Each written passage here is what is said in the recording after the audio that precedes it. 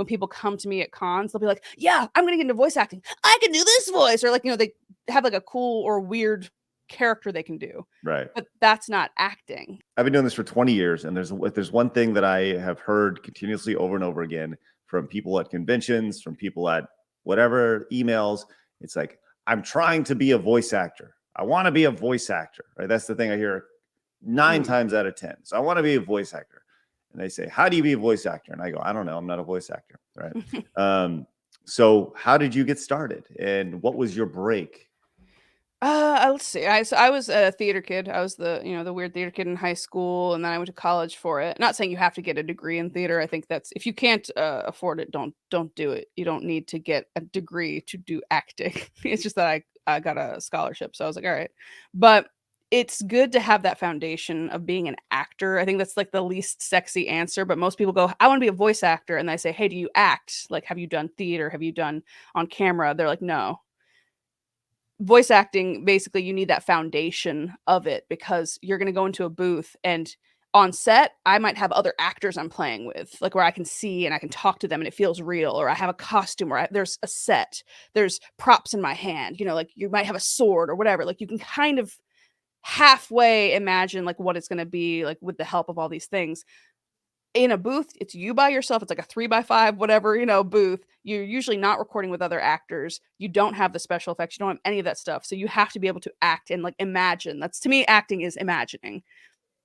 So I say that to say I had the theater background, so that helped me have that foundation. And then I took some voiceover classes in college. There's a voice acting workshop called Adventures in Voice Acting.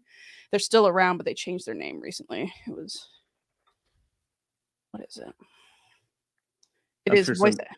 I'm sure somebody could Google Adventures in Voice Acting and they'd be able to find yeah, it'll auto direct you to whatever their new name is. But and it's taught by Tony Oliver, who is like the voice of Rick Hunter and Robotech, and I believe he was Lupin and Lupin the Third. Like he was one of the OG anime American voices, and he taught that class, and I was like, oh, this is really fun. And it was kind of teaching a little bit of anime dubbing, a little bit of video games.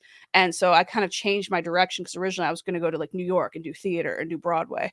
So instead, after college, I went to LA. I did an internship at a voiceover studio. They knew I was an actor, though. They had like met me before, and I was like, hey, like, throw me a bone whenever you can. So I would be getting coffee and emptying out trash cans. But then every once in a while, when they needed like somebody in the background for something called Walla, which is basically like background work for movies where you have a crowd scene, but it's for voiceover. So you have one person or a bunch of people in the booth and they're just improvising and they're supposed to be the voice of the crowd. And then they'll like layer it and make it sound like a bunch of people and then they'll turn it down. So you don't really hear what we're saying, but it fills out the scene. So they gave me that like, for a bit until I proved myself that I wasn't crazy. And then they let me have little one-line parts here and there, just being like, I don't know, hey, would you like coffee with that? Like kind of like just like whatever.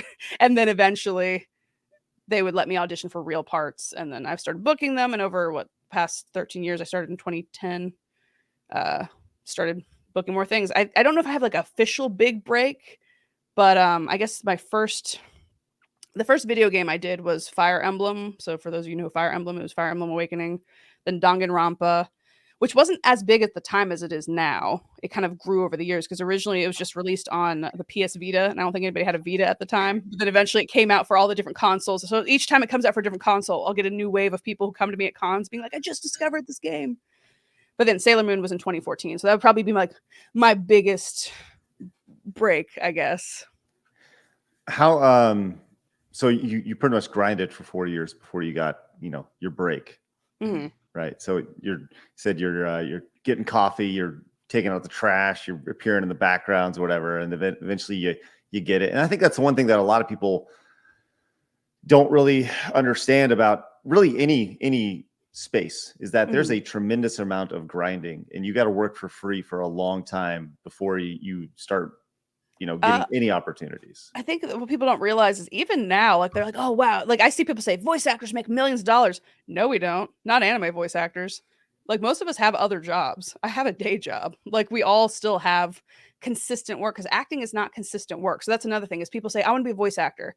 Okay, have another job to support your like mortgage and stuff like that. Do this because you love it, not because it's going to make you famous or rich, because it might make you famous in this sphere, but it's not going to make you rich. Like that's why a lot of people do cons, or that's why a lot of people, teach classes. I coach. Like we all do stuff like that. So people don't realize. I think they think you're just going to audition and then book something, and some people might. Maybe they have a cool thing. I saw somebody say a lot of aspiring, fantastic, sarcastic. Sorry, I shouldn't be reading your things if that's You absolutely okay. can. Okay. Yeah. A lot of aspiring voice actors are good at copying voices, not creating them. And I think that's one of the huge things I see when people come to me at cons. They'll be like, "Yeah, I'm going to get into voice acting. I can do this voice," or like they have like a cool or weird character they can do. Right. But that's not acting, because for acting, you need to be able to believe in imaginary circumstance that could be ridiculous, but you have to be able to commit to it. You have to be like, I'm running down the thing and then I'm jumping, and like you're doing all this stuff, and you have to be able to commit and do the character in different circumstances, when they're happy, when they're sad, like all these things. It can't just be a voice. There has to be a soul behind it. And I think the acting training will help you create that, as opposed to the outside in approach, because a lot of people will also try to do impressions.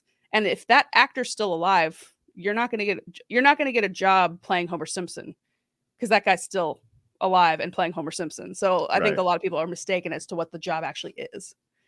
So you're telling me that you're not immensely wealthy? Yeah, I mean, I personally am. Yes. Because I found on the internet, and you can tell me this is totally wrong or not. Did you find like my net worth or something? Yeah. It says on the internet, okay, Amanda Miller is an American voice actress in audiobooks, commercials, English dub for animation, and video games.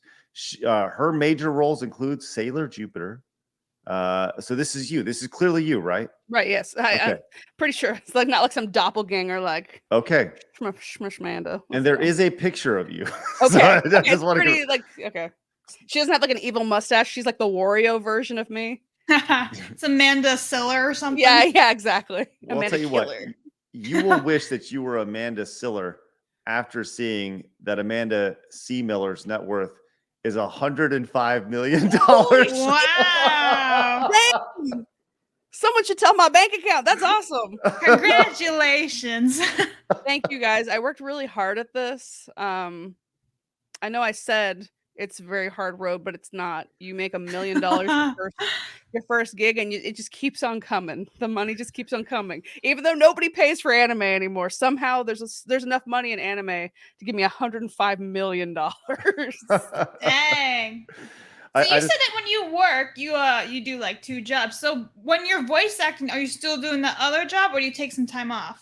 Yeah, no, I'm unfortunately everything together. Unfortunately, they're overlapping. So sometimes I'll be at a con and then having to go back to my room and then like doing the thing. So one of the things I do is it's still kind of in the industry, which is lucky. And it's not lucky. I guess it made sense that I was doing voiceover, like dubbing, where not just for anime, but for live action. So like for Netflix, like I didn't do Squid Game, but like kind of like that, where it's the live action Netflix or HBO or whatever dubs of things, where they'll give you the English script and then somebody has to adapt that script to then have them record it. So you can't just take the English translation and put it in there, because it might be like a Speed Racer situation where the mouths don't line up. It's too long, too short. It doesn't sound natural to the English ear.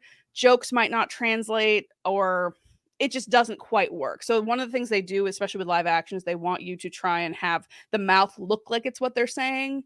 So if they're like, then you can't say go or something like that. You'd have to say like, come on, or I don't know. You'd have to try and find some way to try and have an M in there. Like it's kind of weird, like an editor almost. Yeah, it's like a weird Tetris situation where you're like, okay, I need to say something like this translation, as close to this as possible, but in this amount of time, this many mouth flaps, but also this mouth shape. It's a lot of stuff. So my job, my like main job that is consistent, is adapting work. So I'll do that for anime or for live action stuff. And then I also that's really cool. I'm teaching classes. I'm about to start teaching classes, I believe, at the Alliance Theater in Atlanta. So it's like trying to have like other more stable stuff, because acting comes and goes. Like I don't book stuff for a long time. Like I'll book a really cool thing that might have 300 episodes, but I might not book anything in that meantime, because it's, everybody wants to do this job and there's not as enough roles for the people there are. If you enjoyed that clip, make sure you hit the subscribe button. Would greatly appreciate that, so you can find more clips on the channel. And of course, come join us live Monday through Friday at 11 a.m. Central Time. for our live Side Scrollers podcast. We would love to see you there.